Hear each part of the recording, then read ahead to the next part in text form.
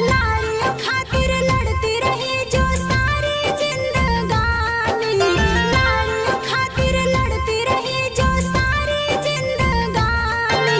माता सावित्री बाई फुले की अमर है कहानी, अमर है कहानी।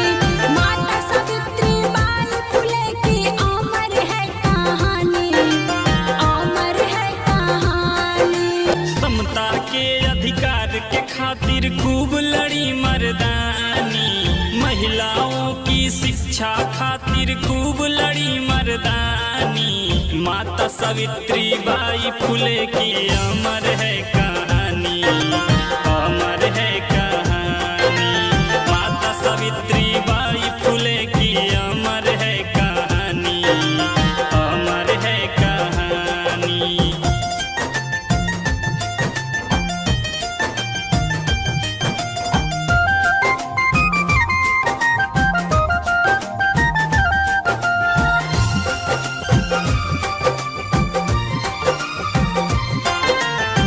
घोर अपमान सहा जिसने हम महिलाओं खातिर, कीचड़ मिट्टी को भी सहा हम महिलाओं खातिर।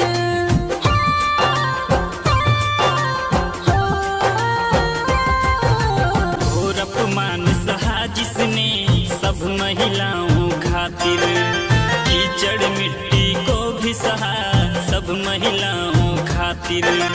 मान और सम्मान के खातिर दी जिसने कुर्बानी, मान और सम्मान के खातिर दी जिसने कुर्बानी। माता सावित्री बाई फुले की अमर है कहानी, अमर है कहानी।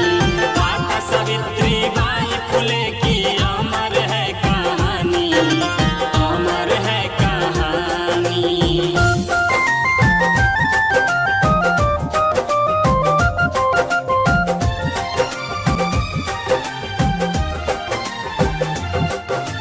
पूरे देश की बेटियों की माता फर्ज निभाया, समाज सुधारने के लिए समता की क्रांति जलाया।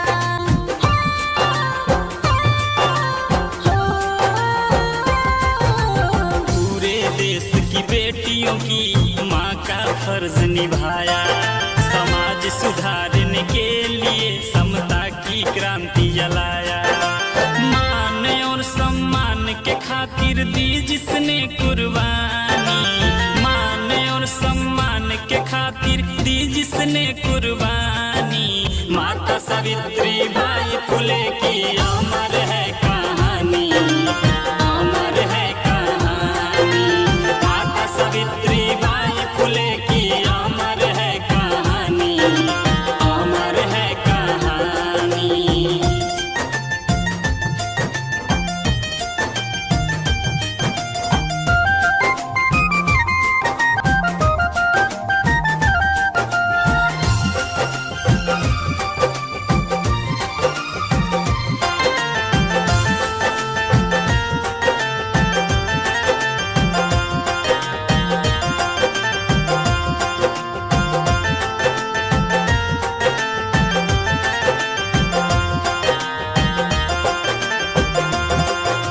ज्ञान की सच्ची देवी है, राष्ट्र की है माता। ज्ञान की सच्ची देवी हैं, राष्ट्र की हैं माता। त्याग और संघर्ष को उनके रवि राज बताता। प्रीति बोध कहे जी सबसे बात ये जुबानी, प्रीति बोध कहे जी सबसे बात ये जुबानी। माता सावित्री बाई फुले की अमर है कहानी, अमर है कहानी, अमर है कहानी।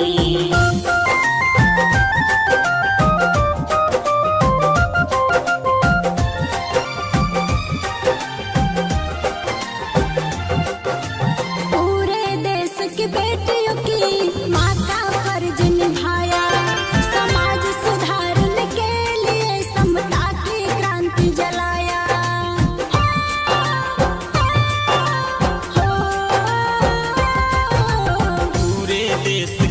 बेटियों की माँ का फर्ज निभाया। समाज सुधारने के लिए समता की क्रांति जलाया। मान और सम्मान के खातिर दी जिसने कुर्बानी, मान और सम्मान के खातिर दी जिसने कुर्बानी।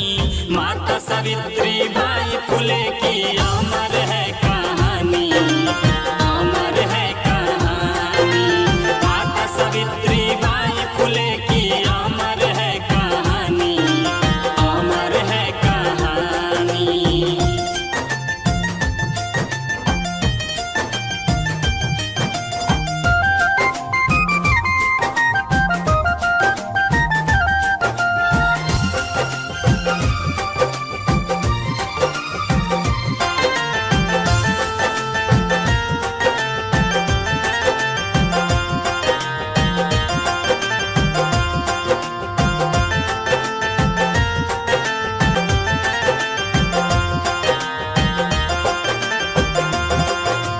ज्ञान की सच्ची देवी है, राष्ट्र की है माता।